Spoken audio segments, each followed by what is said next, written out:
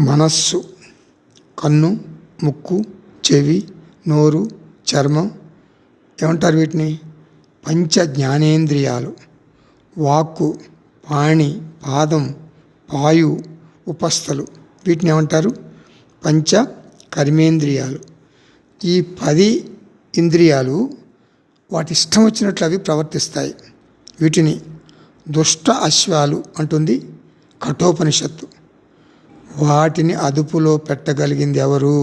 మనస్సు. కాబట్టి మనస్సును అదుపులో పెట్టాలి. మనస్సును అదుపులో పెట్టడం అంటే ఆలోచనలను అదుపులో పెట్టడం. అంతేకాదు, నోటిని అదుపులో పెట్టుకోవాలి. నోరు అంటే తినే నోరు, మాట్లాడే నోరు కూడా, 2. నోటిని కూడా అదుపులో పెట్టేది ఎవరు? మనస్సు. మనస్సును, ఇంద్రియాలను బలవంతంగా నియంత్రించకూడదు. వివేకం ద్వారా, వైరాగ్యం ద్వారా నచ్చచెప్పాలి. మనోనిగ్రహాన్ని శమం అంటారు. ఇంద్రియ నిగ్రహాన్ని దమం అంటారు.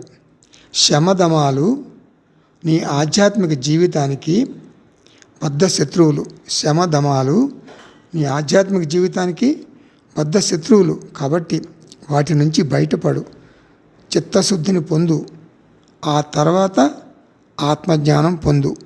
అదే నీ జీవిత ఆశయం, మానవ జీవిత పరమార్థం.